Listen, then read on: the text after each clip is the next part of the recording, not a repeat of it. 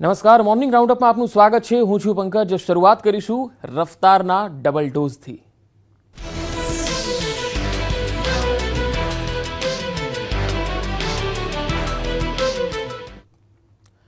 પ્રધાનમંત્રી નરેન્દ્ર મોદીના ગુજરાત પ્રવાસનો આજે બીજો દિવસ છે. અમદાવાદ અને અંબાજીમાં આપશે વિકાસ કાર્યોની ભેટ. વંદે ભારત ટ્રેનને લીલી ઝંડી આપશે. પીએમ મોદી અમદાવાદના કાલુપુરથી મેટ્રો ટ્રેનની શરૂઆત પણ કરાવશે. તો અંબાજીમાં વિકાસ કામોના ખાતમુહૂર્ત અને લોકાર્પણ પણ કરશે. શક્તિપીઠ અંબાજીમાં પૂજા કરશે, જ્યારે પીએમ મોદી ગબ્બર ખાતે મહાઆરતીમાં પણ જોડાશે. તો રાત્રે આબુ રોડથી અમદાવાદ એરપોર્ટ પહોંચશે અને દિલ્હી રવાના થશે. તો આજે પ્રધાનમંત્રીની ગુજરાત મુલાકાતનો બીજો દિવસ છે. આજે પ્રધાનમંત્રી મેટ્રોનું લોકાર્પણ કરવાના છે અમદાવાદ ખાતે. અને આજના જે કાર્યક્રમની જો વાત કરીએ તો આજે અમદાવાદ મેટ્રોના પ્રથમ તબક્કાના પ્રોજેક્ટનો કુલ ખર્ચ 12,000 કરોડથી પણ વધારે છે. અને આ પ્રોજેક્ટમાં કુલ 96 રેલવે કોચ, 129 લિફ્ટ અને 161 એક્સેલેટર અને 126 નિકાસ અને પ્રવેશના પોઈન્ટ છે. થલતેજથી વસ્ત્રાલ વચ્ચે 6.5 કિલોમીટરનું અંડરગ્રાઉન્ડ સેક્શન છે અને 4 અંડરગ્રાઉન્ડ સ્ટેશન પણ છે. તો આ અમદાવાદની જે આતુરતા છે કે ક્યારે આ મેટ્રોની સવારી તેઓ કરે થલતેજથી વસ્ત્રાલ સુધીની, એ હવે આ આતુરતાનો અંત આજે આવી જશે.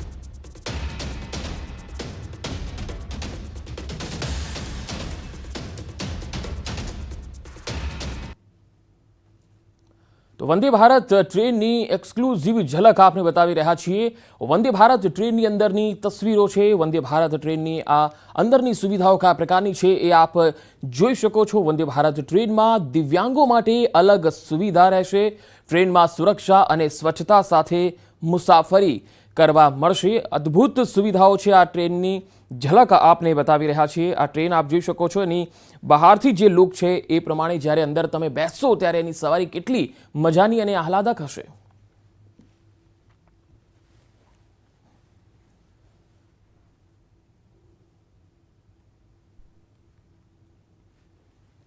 फर्स्ट एड किट का भी देखिए पूरी तरह से इंतजाम यहाँ पर किया गया है, यानी कि यात्रा के दौरान अगर किसी को कोई चोट लगती है या कोई जख्मी होता है तो शुरुआती जो जांच के सामान है वो यहाँ पर मौजूद है. थोड़ा सा पास आकर आप और दिखाइए विमल, किस तरह से फर्स्ट एड किट, यानी कि अगर आप थोड़ा भी जख्मी होते हैं तो उसके लिए पहले से ही हर कोच में इसका इंतजाम यहाँ पर किया गया है. यहाँ बैठा जा सकता है आराम से, यानी कि यहाँ पर भी 2 सीट्स लगाए गए हैं. साथ ही साथ आपको एक और चीज़ यहाँ पर हम ज़रूर बताएंगे, किस तरह से हम यहीं पर दिखाते हैं ये पूरा इस कोच के बारे में और कुछ जानकारी आप तक पहुंचाते हैं, क्योंकि हम वजन को लेकर भी बार बार जिक्र कर रहे थे कि किस तरह से इसका वजन जो है वो थोड़ा कम किया गया है ताकि रफ्तार जो है और तेज़ हो. एरोडायनेमिक शेप जो है वो यहाँ पर इसे दी गई है ताकि हवा को काटते हुए ये पूरी ट्रेन बहुत तेज़ी के साथ आगे बढ़ती रहे. और जैसा कि 180 किलोमीटर प्रति घंटे की रफ्तार ट्रायल के दौरान इस पूरी ट्रेन ने छुई थी, ये इसकी सबसे बड़ी कामयाबी यहाँ पर सामने आई थी, जिसे खुद केंद्रीय रेल मंत्री अश्विनी वैष्णव ने ट्वीट कर बताया भी था. और ये भी कहा था कि किस तरह से गिलास का एक बूंद जो है वो इस दौरान नहीं छलका, जिसका वीडियो भी सामने आया था, जिसमें गिलास को बाकायदा रखा गया था. टाइमर वहां पर लगाया गया था स्पीड का, और स्पीड जो है इस दौरान 180 किलोमीटर प्रति घंटे तक को छू गई थी. 52 सेकंड में ही शून्य से रफ्तार पकड़ते हुए 100 किलोमीटर प्रति घंटे की रफ्तार छूने की ताकत वंदे भारत एक्सप्रेस में यहां पर सामने आ चुकी है. और 32 इंच का जो LCD स्क्रीन हम यहां पर एक बार फिर से दिखा दें, ये पूरी तरह से अपडेट जो है वो यात्रियों को करता रहेगा, यानी कि यात्रियों को पूरी जानकारी यहाँ पर दी जाती रहेगी, यात्रियों को ये पूरी जानकारी यहाँ पर मिलती रहेगी. बहुत पहले ही इस हादसे की जो भांप है वो वंदे भारत एक्सप्रेस को लग जाएगी, जिसके बाद वक्त पर पटरी पर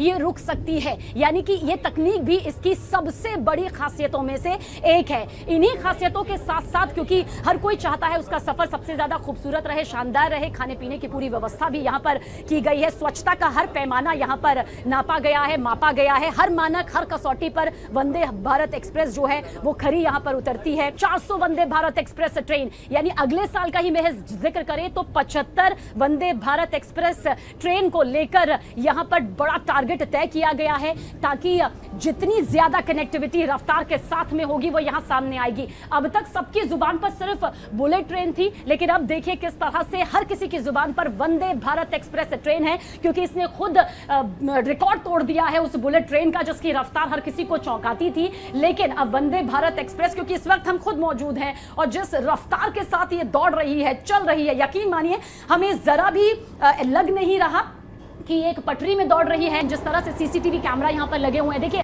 हर जगह आप पर निगरानी तीसरी आंख रख रही होगी। इस दरवाजे में भी आपको दिखाई दे रहा होगा, जो खुद इस वक्त भी हमें देख रहा होगा कि हम यहाँ पर कहाँ हैं। वेस्टर्न स्टाइल में पूरी तरह से इसे तैयार किया गया है। ये टॉयलेट्स है दिव्यांगों के लिए, शौचालय, जैसा कि मैं आपको आगे बता रही थी, ये दिव्यांगों के लिए है ताकि जब वो इसका सफर करें तो ये सफर उनके लिए आसान यहाँ पर हो। बहुत ही साफ सफाई का ध्यान यहाँ पर रखा गया है। सामान्य लोगों की एंट्री यहाँ पर नहीं होगी। जो लोग शारीरिक रूप से सक्षम नहीं है उनके लिए ही इसकी एंट्री है, और फिर ये ऑटोमेटिक तरीके से बंद हो जाएगी। थोड़ा सा विमल जी आप आइएगा और इमरजेंसी टॉक बैक जरूर दिखाइएगा। अभी हम हाथ नहीं लगाएंगे। अगर किसी को किसी तरह की कोई दिक्कत महसूस हो रही है या फिर उन्हें लगता है कि किसी मुद्दे पर उन्हें बातचीत करनी ही है, तो फिर वो इसे प्रेस करेंगे, यानी कि पुश टू टॉक, बातचीत करने के लिए ये माइक है। बातचीत यहाँ से करनी होगी, एक दूरी के साथ यहाँ से बातचीत करनी होगी। जब बातचीत यहाँ से की जाएगी तो फिर उसके बाद ये पूरी तस्वीर निकलकर सामने आएगी कि आवाज यहाँ से आ जाएगी। इमरजेंसी टॉक बैक यूनिट है ये। गर्म पानी की भी बहुत जरूरत होती है, इसलिए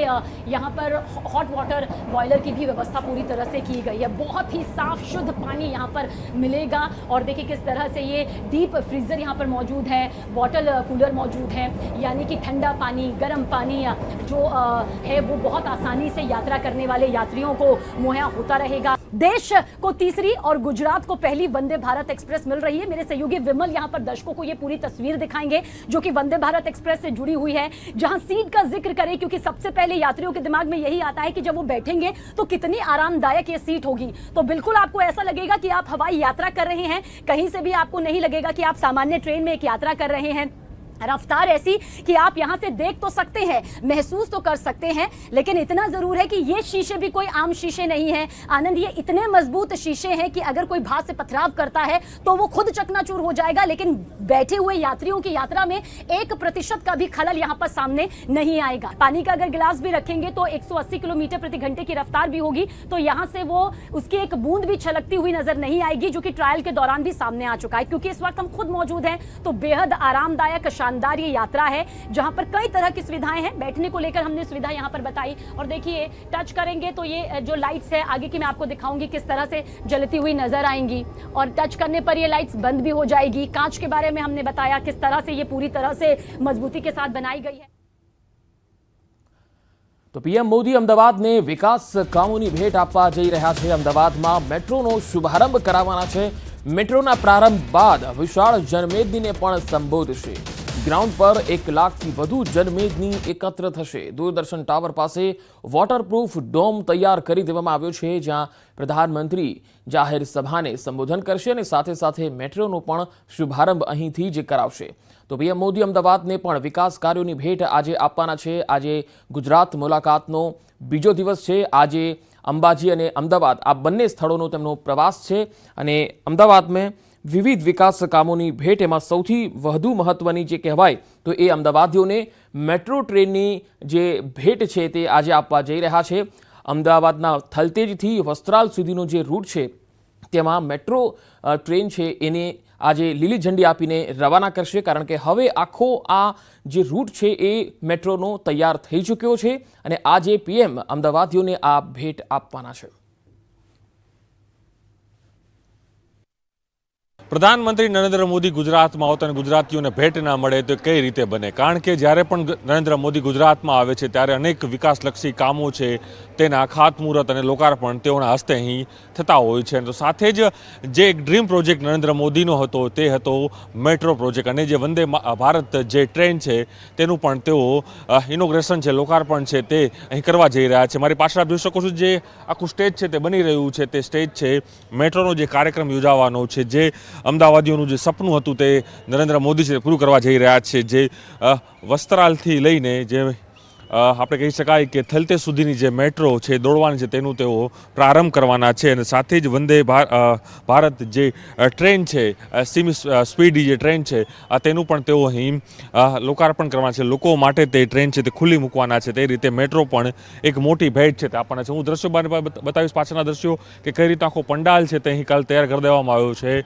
મનાઈ રહ્યું છે 1 લાખથી પણ વધુ લોકોને અહીં એકત્ર કરવામાં આવશે, અને આવતીકાલે વહેલી સવારે નરેન્દ્ર મોદી અમદાવાદમાં હશે, અને અમદાવાદની અંદર તેઓ અલગ અલગ વિકાસલક્ષી કામો છે તેના લોકાર્પણ અને ખાતમુહૂર્ત છે તેઓના હસ્તે અહીં કરવામાં આવી રહ્યા છે. આ દ્રશ્યો જોઈ શકો છો કઈ રીતની વ્યવસ્થાઓને આખરી ઓપ છે તંત્ર હાલ અહીં આપી રહ્યું છે. જે દૂરદર્શન ટાવર છે તેની પાછળનું જે મેદાન છે તે મેદાનની અંદર આખો પંડાલ છે તે હાલ અહીં ઊભો કરી દેવામાં આવ્યો છે અને તેમાં લાખોની જનમેદનીને પ્રધાનમંત્રી નરેન્દ્ર મોદી અહીં સંબોધન કરવાના છે. તો સાથે જ જ્યારે ચૂંટણીનું આ વર્ષ છે તે ચૂંટણીના વર્ષ નિમિત્તે જ પ્રધાનમંત્રી નરેન્દ્ર મોદી છે તે અહીં ઉપસ્થિત રહેશે અને આ જનતાને સંબોધન કરશે. તે માનવામાં આવી રહ્યું છે કે ચૂંટણીનું જે આ વર્ષ છે ચૂંટણીના વર્ષ નિમિત્તે જ પ્રધાનમંત્રી નરેન્દ્ર મોદી અનેક વિકાસલક્ષી કામો છે તેના ખાતમુહૂર્ત અને લોકાર્પણ કરી રહ્યા છે. પરંતુ સૌથી મોટી વાત એ છે પ્રધાનમંત્રી નરેન્દ્ર મોદીનું જે મેઇન ડ્રીમ પ્રોજેક્ટ હતો મેટ્રો, જે અન્ય મહાનગરોમાં છે પરંતુ અમદાવાદીઓને તેની રાહ જોઈ રહ્યા હતા, તે મેટ્રો પ્રોજેક્ટ છે તે આવતીકાલે તેનો ફેઝ 1નો જે ભાગ છે થલતેજથી લઈને